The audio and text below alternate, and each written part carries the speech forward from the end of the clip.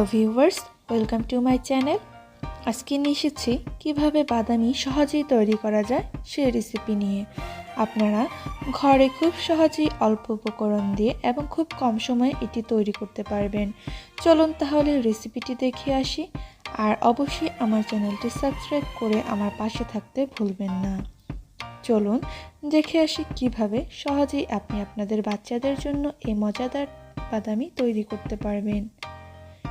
এখানে আমি একটি ফ্রাইং প্যান নিয়ে নিয়েছি, আর এখানে কাঁচা বাদাম আমি নিয়ে নিয়েছি। আপনারা চাইলে রোস্ট করা বাদাম এখানে ব্যবহার করতে পারেন। এখন আমি এখানে খোসা ছাড়ানো বাদামগুলোকে খুব ভালো মতো রোস্ট করে নেব। আমি খুব অল্প আঁচে 10 থেকে 15 মিনিট এটাকে রোস্ট করে নেব।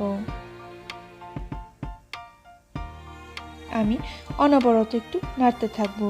খেয়াল রাখতে হবে যাতে এক সাইড বেশি পুড়ে না যায়, এভাবে আমাদের নাড়তে থাকতে হবে। বাদাম ভাজার পরপরই একটু নরম থাকবে, যখন একটু শক্ত হবে তখন বুঝতে পারবেন যে বাদামটি পারফেক্ট হয়েছে। আমার ভাজা হয়ে গিয়েছে, এবার আমি নামিয়ে নেব।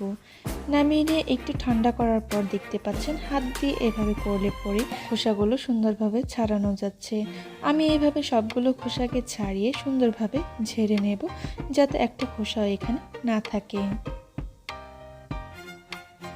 দেখতে পাচ্ছেন আমি বাদামগুলো খোসা ছাড়িয়ে নিয়েছি।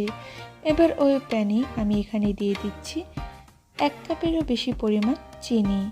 এখানে আমি 1.5 কাপ পরিমাণ চিনি নিয়ে নিয়েছি, আর দিয়ে দিচ্ছি 1 কাপ পরিমাণ পানি। এবার এটাকে আমি খুব ভালো মতো জাল দিয়ে নেব।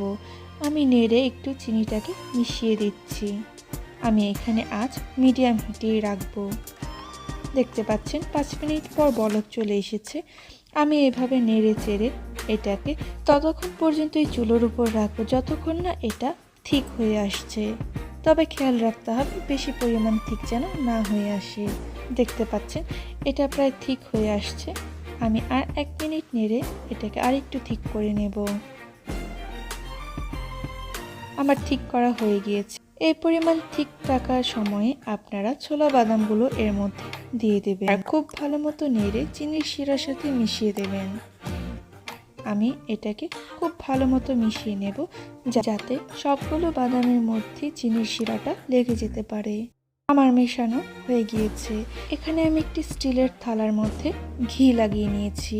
এবার এর উপর দিয়ে আমি মিশ্রণটাকে দিয়ে দিচ্ছি।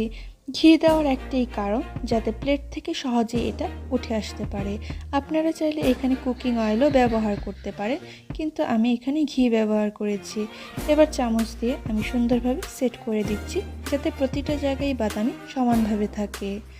1 থেকে 1.5 ঘন্টা পর দেখা যাচ্ছে বাদামি হয়ে গিয়েছে। সো ভিউয়ার্স, দেখতেই পাচ্ছেন কত সহজেই বাদামি তৈরি করা যায়। আপনারা অবশ্যই এটি বাসায় তৈরি করে খেয়ে দেখবেন। আর আমার ভিডিওটি যদি আপনাদের ভালো লেগে থাকে তবে লাইক, শেয়ার এবং কমেন্ট করে জানাতে ভুলবেন না। আজ এই পর্যন্তই। দেখা হবে নতুন কোনো ভিডিও নিয়ে। সবাই ভালো থাকবেন, সুস্থ থাকবেন।